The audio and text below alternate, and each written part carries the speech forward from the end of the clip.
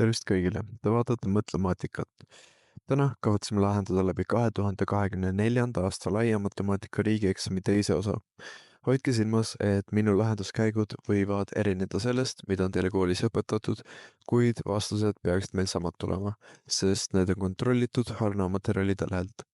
Sellega soovin teile ilusat vaatamist ja lahendamist. Ülesanne 8.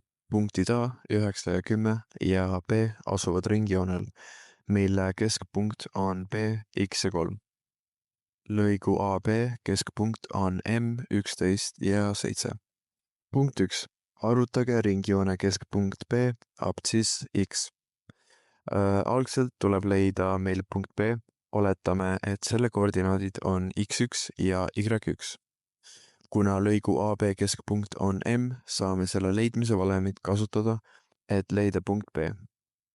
Et leida keskpunkt, peame tavaliselt liitma kahe punkti X-id ja Y-id ning neid jagama 2-ga, et leida keskmine. Eraldades X-i saame selleks 13 ja Y-iks saame 4. Seega punkti B koordinaadid on 13 ja 4.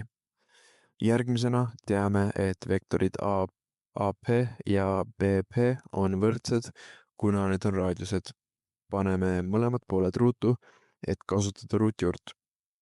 Võtame vektori BC pikkuse valemi ning lisame arvud sisse. Kuna teame punkti BY-it, jääb tundmatuks ainult X. Teise sulu saame lahti kirjutada kui 49. Teeme sama BP vektorile ning teise sulu saame lahti kirjutada kui 1. Kuna mõlemad ruudud olid võrdsed, paneme ka need võrdseks ja võtame ruudu, et saada ruutjuurest lahti. Korrutame sulud lahti järgmiseks.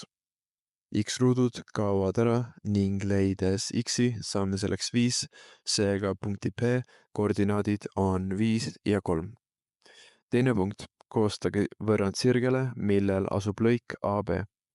Selle leidmiseks saame kasutada sellist puutevõrrandi leidmise valemit. Paneme arvud sisse ning siis saame kasutada ristkorrutist. Korrutades sulud lahti ning eraldades Y-i saame selleks -1,5 X-i pluss 23,5. Kolmas punkt. Leidke ringjoonele punktis A joonestatud puutu ja tõus. Leiame algselt vektori PA, saame selleks 4 ja 7. Saame kasutada nüüd tõusu leidmise valemit 2 punktiga ning saame selleks 7 neljandikku.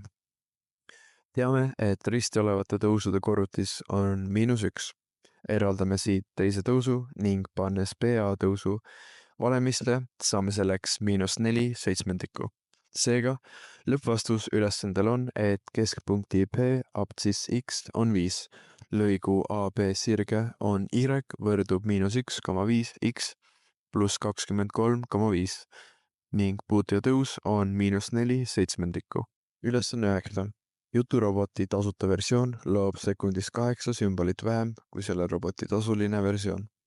On teada, et 4500 sümboli loomiseks kulub tasulisel versioonil 2,5 minutit vähem aega kui tasuta versioonil. Esimene küsimus. Mitu sümbolit loob juturoboti tasuta versioon sekundis? Me teame, et nii tasuta kui ka tasulise sümbolite kogus on 4500. Oletame, et tasuta juturoboti sümbolite loomine sekundis on X. Seega on tasulise juturobotil see X pluss 8. Tasuta juturoboti aeg selle tegemiseks oleks see ka 4500 X-ndikku. Tasulise juturoboti aeg selle tegemiseks oleks aga 4500 jagatud X pluss 8-ga. Öeldi ka, et vahe on 2,5 minutit. Teeme selle sekunditeks ning saame 150. Nüüd saame siis välja kirjutada võrrandi. Viime 150 vasakule poole ning kõik muu ühise murujoone alla. Alles jääb lugejasse X ruudus pluss 8X miinus 240.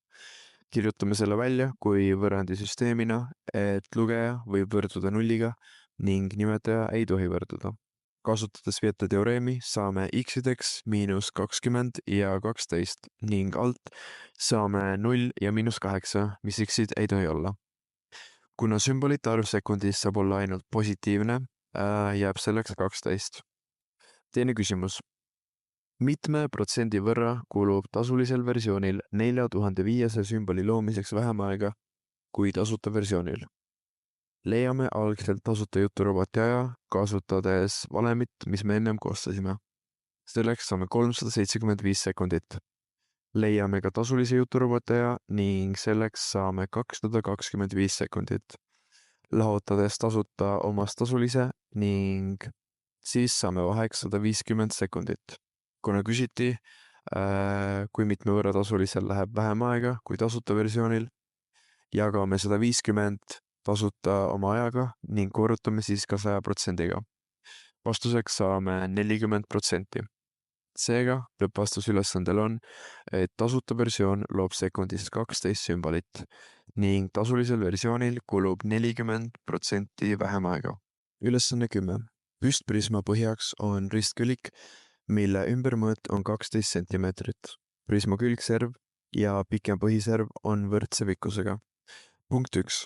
Arvutage prisma põhiservade pikkused, mille korral on prisma ruumala maksimaalne.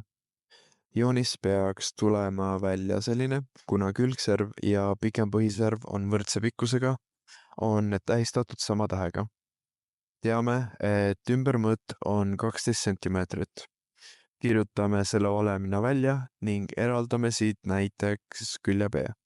Järgmisena saame kirjutada püstprisma ruumala kui A ruudus korda B, sest A-d on sama pikad.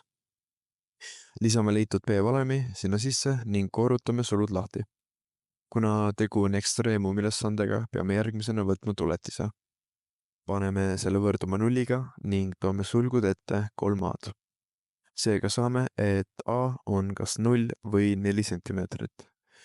Selleks kontrollime seda, võttes topelttuletise. Paneme nulli topelttuletise funktsiooni ning saame 12, mis on suurem kui 0, seega on see miinimumkoht. Pannes aga 4 funktsiooni saame -12, mis on väiksem kui 0, seega on tegu maksimumkohaga. Leiame ka B selle valemiga ning saame selleks 2 sentimeetrit. Teine punkt. Arvutage prisma maksimaalne ruumala. Kuna meil on juba valem olemas, tuleb lihtsalt lisada arvud sisse ning saame 32 kuupsentimeetrit.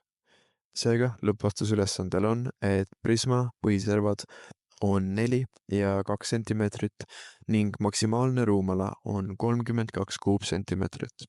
Ülesanne 11. Peeter ja Miina käisid 20 järjestikusel päeval jooksmas. Punkt 1. Miina läbis esimesel 2 päeval kokku 10,5 kilomeetrit. Teisest päevast alates jooksis ta igal järgneval päeval sama teepikkuse võrra rohkem kui eelmisel päeval. Mitu kilomeetrit läbis Miina 20 päevaga kokku, kui 7. päeval jooksis ta 8 kilomeetrit. Esimese 2 päevaga saame kirjutada kui A1 pluss A2 võrdumas 10,5 kilomeetriga ning A7 oleks siis 8. Kirjutame A2 välja kui A1 pluss D. Liidame A1 kokku ning meil on tekkinud selline võrratuse süsteem. Selle lahendamiseks saame näiteks kasutada asendusvõtet, eraldades alumisest võrrandist näiteks A1. Paneme selle A1 ülemisse võrrandisse ning korrutame sulud lahti. Eraldades D saame selleks 0,5. Paneme D väärtus A1 valemisse ning saame selleks 5. Kuna küsiti 20 päeva kokku, siis tuleb leida eest 20. Paneme arvud valemisse ning saame täpselt 195 kilomeetrit. Teine punkt. Peeter jooksis esimesel päeval 12 500 sammu ja igal järgneval päeval 20% võrra rohkem kui eelmisel päeval.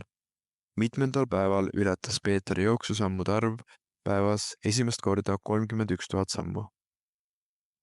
Kasutame seekord B-si, et oleks erinev. Oletame, et B1 on 12 500 ning kuna tegu on protsentidega, siis Q on 1,2. Kirjutame AN valemi välja tähistega ning see peab olema suurem kui 31 000 sammu. Lisame järgmisena arvud valemisse. Jagame terve rea 12 500-ga. Järgmisena peame kasutama logaritmi seost, et eraldada astendaja. Viime ühe teisele poole ning vastuseks saame ligikaudu 5,98. Seega lähim N on selleks 6. Kolmas punkt. Kui Peetri jooksusammude arv päevas oli ületanud 31 000 sammu, otsustas ta, et jookseb kõikidel ülejäänud päevadel päevas 10 000 sammu. Mitu kilomeetrit läbis Peeter 20 päevaga kokku, kui tema keskmine jooksusammu pikkus oli 100 sentimeetrit. Leiame algselt kokku, palju samme ta oli 6 päevaga teinud, kasutades SN valemit. Vastuseks saame 124 124. Kuna 14 päeva oli järel ning ta jooksis neil päevadel täpselt 10 000 iga päev, liidame selle korrutuse juurde ning kokku jooksis ta sel perioodil 264 124 sammu. Järgmisena teeme 100 sentimeetrit kilomeetriteks ning saame 0,001 kilomeetrit. Korrutame selle arvu ta kogu sammudega ning saame selleks 264,124 kilomeetrit. Seega lõppvastus ülesandel on, et Miina läbis kokku 195 kilomeetrit.